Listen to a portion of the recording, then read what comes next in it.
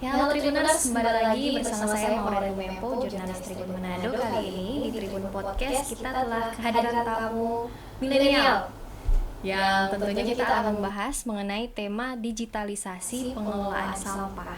Mungkin kalau kita di sini di Manado masih awam mengenai hal ini. Mungkin Kak Hillary, sebelum kita bahas lebih lanjut kurang lebih 30 menit, boleh perkenalkan diri dulu buat Tribuners yang menyaksikan. Silakan Kak.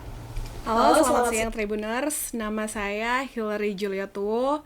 Saat ini saya adalah kader partai PSI sekaligus juga pengurus di DPP Bapilu PSI. Dan selain itu juga saya saat ini sedang belajar berbisnis. Masih belajar, kebetulan juga pernah menangani sedikit isu platform lingkungan dan juga mungkin lagi belajar untuk membangun bisnis UMKM kecil-kecilan. Oke, jadi pengusaha milenial ini. Lagi belajar sih. Belajar terus kalau pengusaha ya Kak? Ya, benar. Sebagai anak muda kan kita banyak mau tahu lah.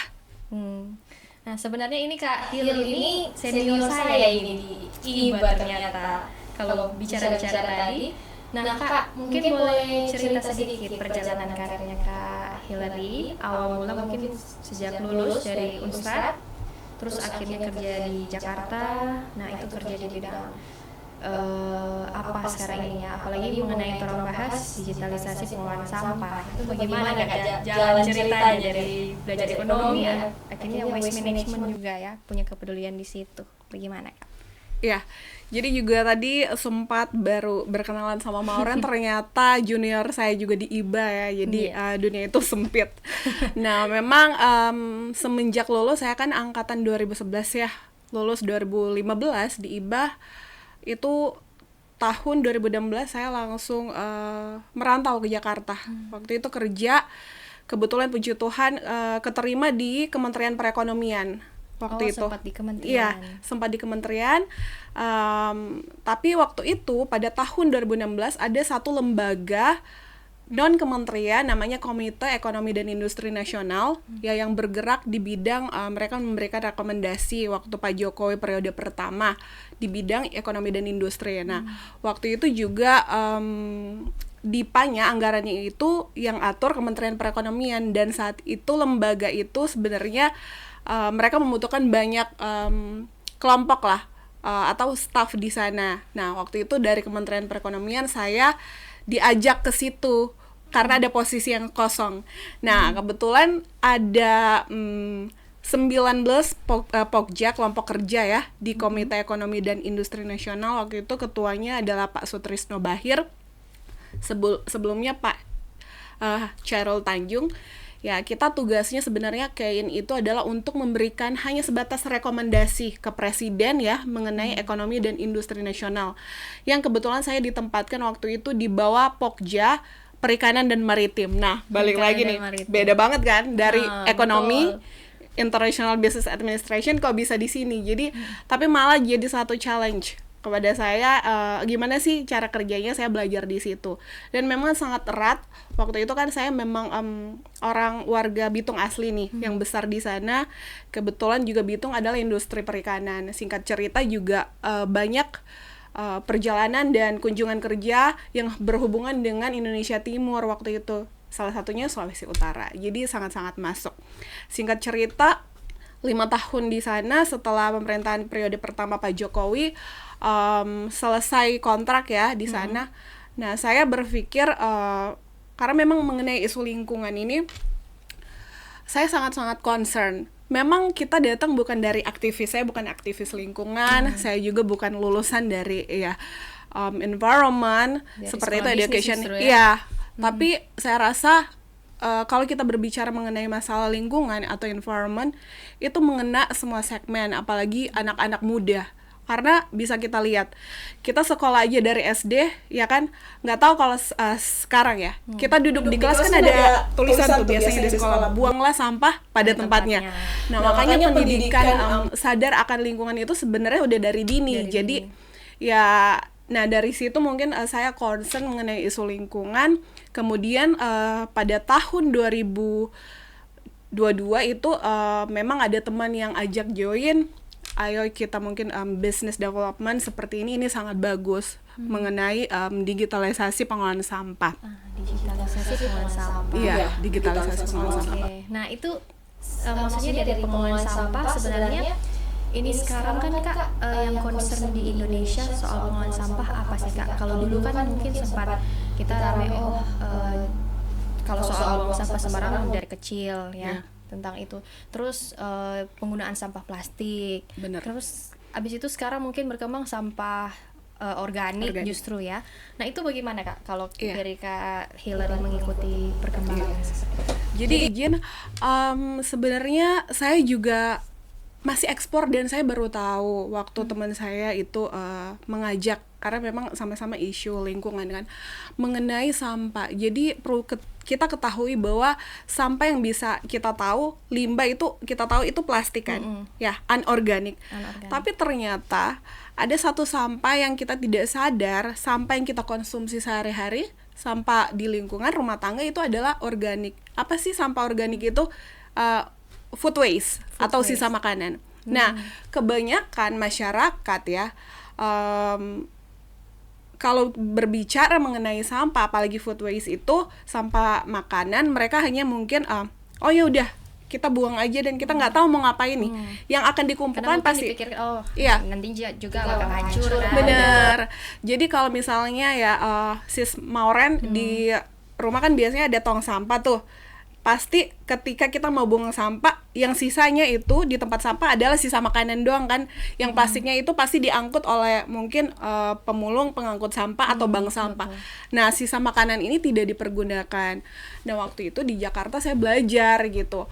Ternyata organik ini bisa kita manfaatkan. Nah, seperti itu gimana caranya? Nah, itu organik itu bisa kita manfaatkan menjadi ya seperti kita lihat composting.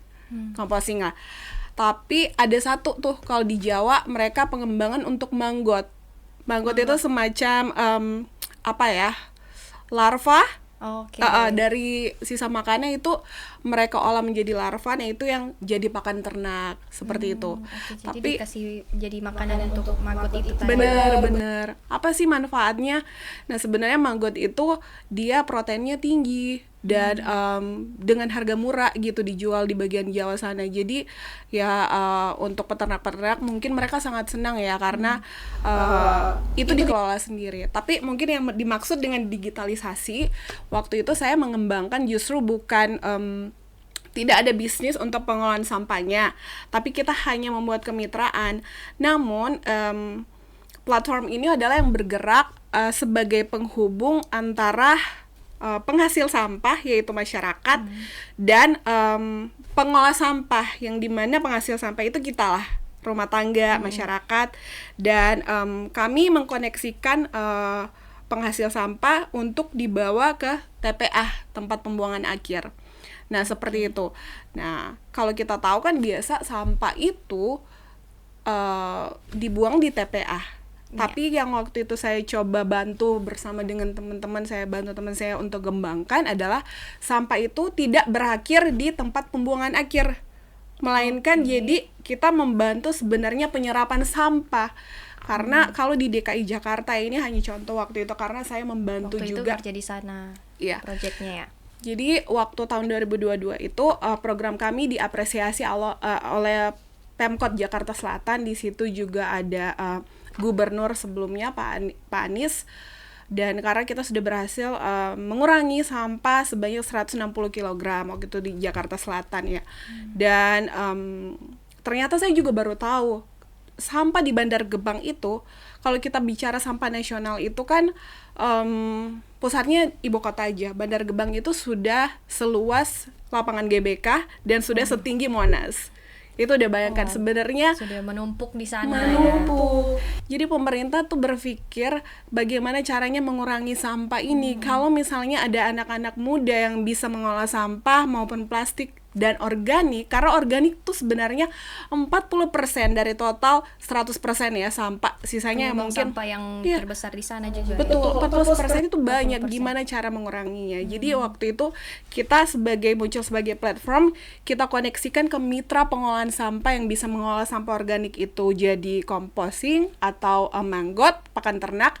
Jadi sampahnya tuh nggak berakhir di TPA, sudah diolah. Oke, Seperti jadi itu. prosesnya itu dikelola, kemudian akhirnya tidak melulu berakhir di tempat Iya. pembuangan akhir karena sudah menumpuk juga ya, Betul, Kak. betul. Oke, jadi kalau dari situ Kak mungkin boleh diceritakan peran anak muda atau peran pemerintah bahkan dalam pengolahan sampah di sana seperti apa, kemudian bagaimana apa ya dari masyarakat melihat dampaknya. Iya. Jadi ini sangat-sangat saling memiliki konektivitas ya. Kita namain ekosistem. Ekosistem itu ada pemerintah, swasta dan masyarakat, juga mitra-mitra atau kelompok-kelompok yang nanti akan mengelola. Nah, pemerintah sangat senang waktu itu, pemerintah DKI Jakarta Selatan, karena apa? Kita juga mensupport program mereka untuk pengurangan sampah di lingkungan. Nah, jadi kontribusinya untuk pemerintah juga dapat, kontribusinya ke masyarakat juga mereka senang, karena waktu itu kita memiliki program kalau mereka bisa mengumpulkan sampah, itu akan kita kasih reward. Rewardnya seperti apa? Mungkin kita trial voucher, mungkin bisa ditukar di warung-warung terdekat. Nah, itu kan sudah memiliki konektivitas yang baik ke masyarakat, baik UMKM, mereka misalnya tukar voucher sembako gitu, kalau mereka bisa mengumpulkan sampah yang kita ambil, contohnya. Terus sampahnya kita ambil, kita bawa ke mitra pengolah. Nah, mereka juga dapat keuntungan di situ bisnis. Mereka bayar fee-nya dengan jumlah yang sedikit, mereka olah jadi pakan ternak, mereka jual, keuntungan kan. Serta efeknya juga ke mungkin dinas lingkungan, sampah ada penyerapan. Nah, satu lagi untuk kesadaran masyarakat, karena dari sini juga masyarakat diajarkan untuk memilah sampah. Oke. Jadi kita udah kasih Jadi edukasi. sebelum dibuang harus dikelola dikelola di dalam rumah ya, sebelum akhirnya berakhir di tempat sampah. Nah, ini sangat-sangat penting, dan saya lihat memang kalau mungkin anak muda sekarang sudah mulai sadar. Anak muda kan yang paling punya atensi mengenai masalah lingkungan. Kita coba perhatikan aja, kalau anak muda kan nggak semua kali suka nonton Korea lah. Ya. Betul. Drakor itu kan selalu banyak menampilkan culture mereka, termasuk budaya mereka menjaga lingkungan dengan pasti ketika mereka akan buang sampah itu sudah terpilah. Jadi sampah plastik, anorganik, dan organik itu sisa makanan. Nah, kalau kita bisa mensosialisasikan ini ke masyarakat udah tahu budaya untuk memilah sampah, dan pemerintah sangat-sangat terbantu. Jadi petugas kebersihan, kalau di sana kan pasukan orange gitu ya, dinas lingkungan, itu kan kerja mereka terbantu juga, mereka nggak perlu milah sampah. Jadi manfaatnya banyak.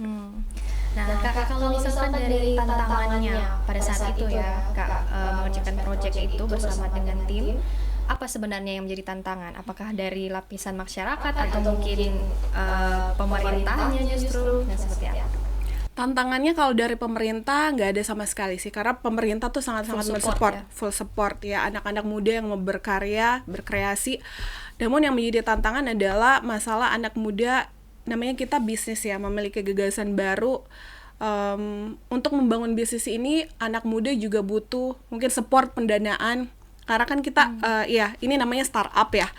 Dan berbicara startup, kita nggak bisa lihat untungnya dalam 1-2 tahun. Jadi pengorbanan ya untuk membangun satu bisnis ini, apalagi ini bisnis yang sangat-sangat bermanfaat untuk lingkungan, pasti kan orang bilang untungnya apa sih dari situ, ya kan? Namanya bisnis pasti bicara profit.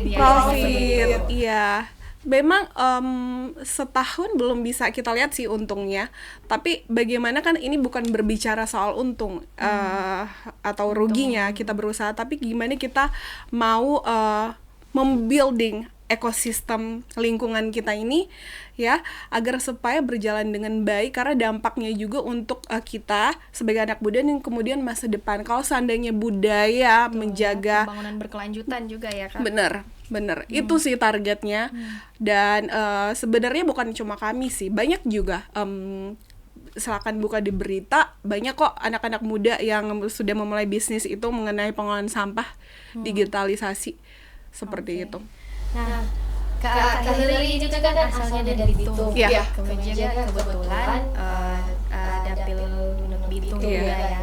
Nah, Kak, kalau Kak lihat di Sulawesi Utara khususnya untuk pengelolaan sampah itu seperti apa, Kak? Iya. Nah, ini juga, nah makanya kenapa juga saya waktu itu belajar di sana ya, di ibu kota mengenai itu, saya rasa ini program yang sangat bagus untuk kita bawa ke sini. Saya lihat di Sulawesi Utara kesadaran masyarakat akan sampah itu sudah baik. Karena baik, ya, kalau kita lihat kan, kita di Manado di jalan ya sampahnya sudah berkurang. Yang kita lihat di jalan tuh udah jarang, bahkan pun di komplek perumahan Kota Bitung, Minahasa Utara, Manado. Nah itu udah sign positif. Tapi balik lagi, tetap kita, namanya kan kita harus mengurangi penyerapan di tempat sampah. Kalau mungkin di Kota Manado, ya saya pernah baca artikel dulunya TPA Sumompo. Ya, dulunya TPA Sumompo itu kan jurang. Katanya begitu di artikel, jurang. Sekarang udah jadi gunung gitu. Nah, itu yang kita harus sadari. Ternyata masalah sampah ini tidak bisa disepelekan. Walaupun memang kita lihat sudah Sulawesi Utara udah bersih, Kota Bitung juga, karena saya datang dari Bitung, tapi bagaimana kita harus lebih intens kita perhatikan masalah lingkungan, karena bukan cuma untuk kelestarian lingkungan, tapi ini bisa memanfaatkan ekonomi juga. Kalau kita bisa buat itu kan banyak yang mitra-mitra yang kita ajak gitu, mitra pengolahan, mitra transportasi pengangkutan. Betul. Seperti itu. Bisa terbantu juga. Iya, benar. Kerjasama ya Kak. Nah Kak, kalau soal bisnisnya Kak Hillary ini, Kak, bisnis apa saja yang Kak sedang kelola sekarang di Manado? Sebenarnya berbicara bisnis saya masih belajar sih. Jadi memang saya tidak ada bakat di situ. Cuma memang dari orang tua, kebetulan orang tua adalah mama pengrajin ya. Beliau, kita punya tagline reuse of waste through arts and service. Jadi mama saya adalah pengrajin dan sekarang dia lagi mengembangkan waste juga. Jadi yang kita lihat kulit jagung. Kulit jagung itu kan limbah ya, sampah ya. Dan kadang-kadang orang berpikir mau diapain sih? Muncullah ide untuk membuat kerajinan dari kulit jagung dalam bentuk mungkin souvenirs, perabotan rumah tangga gitu dari kulit jagung. Jadi bahan dasarnya itu dari kulit jagung. Dari kulit jagung. Nah, itu kan sudah masuk juga sama keterkaitannya pengurangan sampah gitu. Betul ya. Jadi bukan cuma Kak Hillary tapi satu keluarga yang punya memang kesadaran untuk mengurangi sampah gitu ya. Nah Kak, itu kalau boleh tahu di Bitung. Mana Kak? Sebenarnya sih belum ada offline store-nya ya. Jadi kita cuma mulai dari online by order. Kebetulan mama juga ada masuk di kelompok pengusaha, kelompok UMKM. Di situ kita saling support. Dan juga masalahnya di Kota Bitung nih, daerah pelabuhan,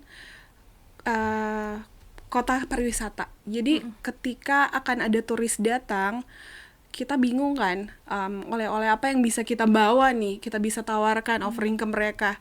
Nah, muncul juga satu ide itu, gimana kalau kita bikin ini jadi souvenir. Oke, dari itu ya, latar belakang Kota Bitung, kota pariwisata betul. Souvenir. Jadi salah satu contoh kan ketika kapal pesiar datang waktu itu singgah di Kota Bitung lah. Kebetulan Kota Bitung juga sebenarnya udah punya tokonya, offline store-nya, tapi semua ya. Jadi mungkin dititip di situ, dimasukkan di toko-toko souvenir itu. Oke. Nah, kebetulan Kak Hillary ini putri Bitung ternyata dulu pernah nami Sulut juga. Nah, Kak gimana cerita? Mungkin boleh flashback ceritanya di putri Bitung. Flashback sedikit ya. Jadi nah itu it's been a long time ago sih, 2013 ya. Ya, udah tua juga ternyata. Memang karena waktu saya juga SMA suka aktif di kegiatan organisasi. Kalau di Bitung tuh ada Sanggar Tangkasi ya, yang biasa kita panggil Abang Alex gitu. Abang Axel Galatang itu adalah presiden 5 perisai. Jadi dari situ kita belajar berorganisasi, dan sampai maka dari situ saya memiliki motivasi untuk ikut ajang-ajang duta wisata seperti itu. Juga Jadi ajang pageant itu memang Pageant, lagi iya. banyak ya Kak. Iya. Mungkin diajak juga Bapak waktu itu. Iya. Jadi kebetulan juga saya kuliah di IBA, senior juga junior di sana, teman-teman di sana juga kan banyak yang berprestasi lah, ikut kompetisi. Makanya tadi saya tanya Mauren apakah pernah ikut Enggak, belum pernah. duta wisata, karena jujur memang angkatan saya juga, dan di anak-anak mahasiswa IBA banyak yang ikut. Iya. Jadi intinya ya lingkungannya positif berarti. Betul sekali.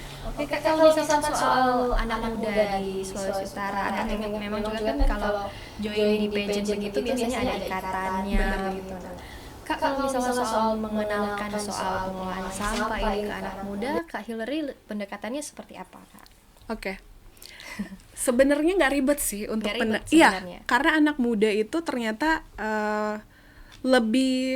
mereka lebih aware mengenai isu lingkungan. Terbukti dengan ya ini entah gaya atau apa, tapi saya rasa sih, karena kan kita sebagai anak muda merasakan, anak muda kan biasa udah sering tuh, udah sekarang pakai tote bag, itu kan dari daur ulang gitu, udah kelihatan berarti atensinya udah aware mengenai masalah lingkungan. Tumbler yang bisa dibandingkan mereka supaya tidak beli air mineral benar kemasan begitu. Iya, untuk misalnya ke Starbucks, ke ya mall lah, udah bawa tumbler. Jadi kesadarannya lebih enak kita masuk ke anak muda untuk merangkul mereka. Apalagi mereka kan berpikir bahwa masalah lingkungan apa. Sebenarnya masalah anak muda ini apa sih kontribusi mereka kan sering berpikir. Jadi untuk mungkin isu lingkungan itu yang paling masuk ke anak muda. Jadi sebenarnya kalau untuk anak muda tidak ada kesulitan ya. Terus kalau tantangannya di mana Kak? Kalau misalkan untuk di Sulawesi Utara mau dikenalkan soal waste management. Ya, tantangannya saya pikir banyak ya untuk membangun ini, apalagi berbicara digitalisasi, karena balik lagi kita membangun kesadaran masyarakat untuk memilah sampah itu perlu dari sampah rumah tangga dulu ya berarti. Benar, edukasi yang baik, menjelaskan ke masyarakat manfaatnya seperti apa, dan juga mungkin saya rasa di Sulawesi Utara masih kekurangan mitra pengolahan. Oke. Yang akan mengolah sampah. Nah, itu mungkin yang membedakan kalau yang di Jakarta waktu itu. Iya. Bener. Mitra pengolahan kan yang akan mengolah sampah itu jadi apa gitu? Pakan ternak mungkin. Satu, iya. Barang atau yang punya nilai jual gitu. Nilai jual. Oke, jadi itu ya Tantangannya di situ. Baik. Nah, Kak, kenapa terus akhirnya bisa link ke politik nih, Kak? Kita singgung sedikit karena memang sudah dekat dengan tanggal pemilihan gitu. Iya, benar-benar. Oke, mungkin kalau link ke politik itu waktu saya bekerja ya di Komite Ekonomi dan Industri Nasional juga, sebenarnya senior-senior saya juga ada yang ngajak dengan ini ada partai anak muda seperti itu, visi misinya bagus, makanya tapi saya belum langsung saya memutuskan untuk terjun ke politik. Approach dulu ya. Iya, by approach. Karena memang kalau dari saya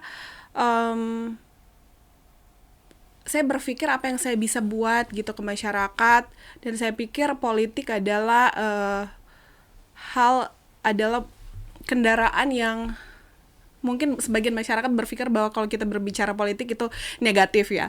Tapi kalau dari saya, kenapa kalau ada anak-anak muda yang mau membangun, mau memberi diri, kita sambut dengan positif gitu ya di politik. Jadi saya rasa motivasi saya adalah untuk saya bisa menjangkau masyarakat lebih luas, saya bisa membantu juga masyarakat lebih luas, dan saya rasa itu saya harus masuk ke sistem. Jadi itu mungkin dasar saya masuk ke politik. Oke, jadi memang kalau misalkan kita tarik ke belakang perjalanan karirnya Kak Hil, memang mungkin kadang kok bisa ya gitu, akhirnya bisa terjun ke politik. Nah, motivasinya Kak Hil sebenarnya apa yang Kak Hil mau angkat untuk khususnya untuk anak muda ya kan, karena Kak Hil juga concern punya kebetulan juga kendaraan politiknya partai anak muda. Partai anak muda. Ya, makanya saya bilang sebenarnya kan orang baik itu banyak ya. Mereka bisa berbuat baik dengan cara mereka sendiri, apapun itu. Tapi saya juga sadar bahwa untuk membuat satu perubahan yang besar, teman-teman senior saya bilang, sepertinya harus masuk ke sistem gitu. Jadi apalagi sekarang kita generasi milenial, sebagai juga warga Sulawesi Utara yang tinggal di Kota Bitung, saya merasakan bagaimana waktu itu saya susahnya mencari kerja. Nah, ini masalah SDM juga penting, pendidikan, dan ketika saya datang ke ibu kota, nah persaingan itu sangat ketat. Jadi walaupun bagaimana saya sebagai ibarat putri daerah, orang daerah gitu, merasakan bagaimana persaingan di luar sana. Jadi memang saya berkeinginan sih bagaimana mengajak ya teman-teman anak muda itu, ayo kita tingkatkan daya saing. Walaupun memang pendidikan ini sangat penting. Nah, mungkin sebagian orang memiliki keterbatasan ya untuk lanjut ke pendidikan tinggi. Nah, itu mungkin concernnya, kita harus perjuangkan itu. Nggak semua orang bisa dapat akses yang sama dengan kita untuk belajar. Tapi coba kita mungkin sama-sama bangun SDM yang berkualitas gitu di Sulawesi Utara, termasuk juga lapangan pekerjaan UMKM. Jadi mungkin fokus saya sementara di situ ya concernnya. Oke Kak, kembali lagi nih mungkin mengenai digitalisasi pengolahan sampah ke depannya, harapannya Kak Hil ini pengembangan soal pengolahan sampah ini akan seperti apa? Kedepannya sih saya sangat berharap bahwa bukan cuma saya, anak-anak muda juga bisa membangun bisnis ini, karena sebenarnya bisnis ini keterkaitan. Ketika misalnya di Sulawesi Utara yang saya bilang tadi, mitra pengolahan kan itu masih sedikit ya.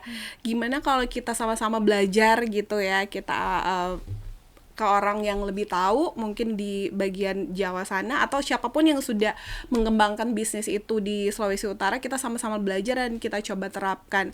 Karena sampai ekosistem ini berjalan, manfaatnya juga banyak. Kita bisa mendukung pemerintah, kita bisa dukung masyarakat juga ya. Kalaupun masyarakat juga mau belajar berbisnis kecil-kecilan kan itu lebih baik kan, menguntungkan juga untuk mereka mengolah sampah di rumah juga bisa sebenarnya. Jadi harapan saya sih semoga kita bisa sama-sama sih belajar dan mengembangkan bisnis ini terkait pengolahan sampah. Baik, terima kasih Kak Hil, tidak terasa sudah kurang lebih 30 menit ya. Kita bincang-bincang di sini. Mungkin ada kesempatan lain kita bisa ketemu lagi sama Kak Hil, senior saya ini.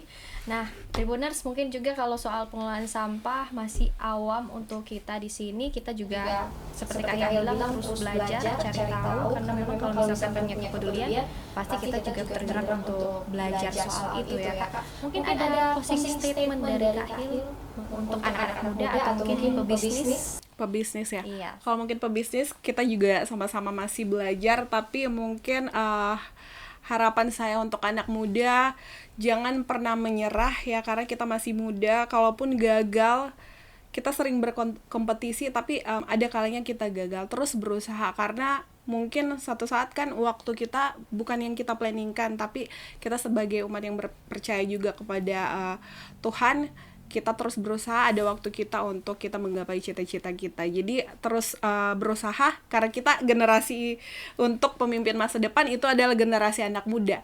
Maka dari itu terus belajar dan bermimpilah setinggi mungkin ya. Semoga cita-cita kita bisa kita wujudkan.